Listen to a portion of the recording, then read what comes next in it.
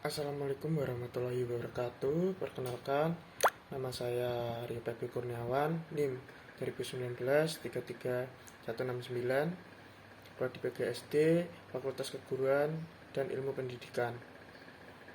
Baik, dalam kesempatan kali ini saya akan membuat video untuk memenuhi tugas dari Pak Udin mengampu mata kuliah Perspektif Global. Di sini saya akan memaparkan tentang perspektif global dari visi ekonomi.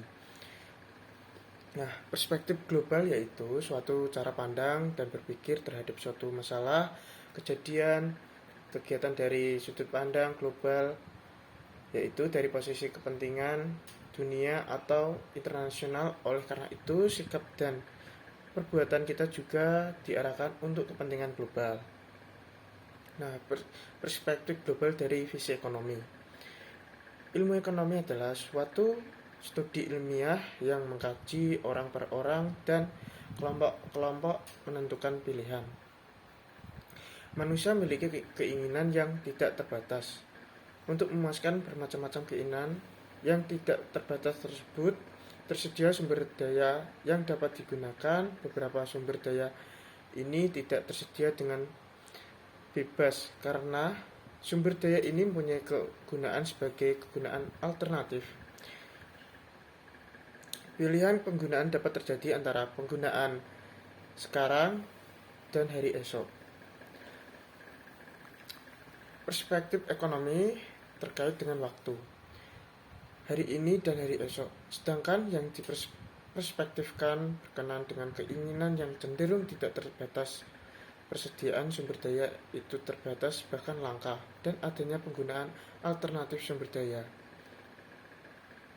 Perspektif hari esok atau masa yang akan datang terkait luas dengan pertumbuhan penduduk, kemajuan dan penerapan iptek dalam proses produksi serta distribusi.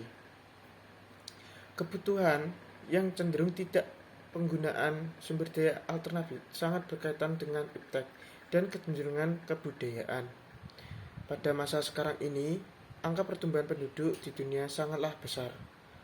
Hal tersebut menjadi landasan perhitungan pertumbuhan kebutuhan manusia.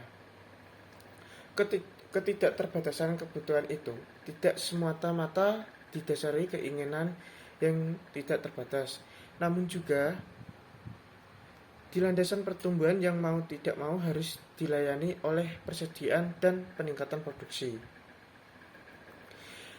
Di bumi ini terdapat sumber daya alam yang dapat diperbarui seperti tumbuh-tumbuhan, hewan, dan yang tidak dapat diperbarui seperti migas, batu bara. Sumber daya yang sifatnya tidak dapat diperbarui akan habis sekali pakai sehingga persediaannya makin terbatas. Sedangkan di pihak lain, kebutuhan terus meningkat karena pertumbuhan penduduk dan keinginan yang cenderung tidak terbatas. Kesenjangan ini meningkat karena pertumbuhan penduduk dan keinginan yang cenderung tidak terbatas.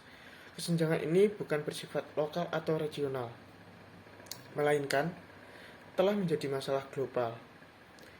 Dituntut kiat-kiat ekonomi untuk menciptakan keseimbangan antara konsumsi di satu pihak dan produksi di lain pihak.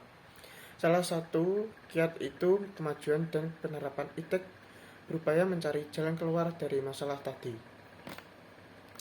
Jadi kesimpulan yaitu visi ini terkait dengan waktu, hari, dan esok, terkait dengan pertumbuhan penduduk, kemajuan iptek, dan kebutuhan manusia yang tidak pernah ada batasnya.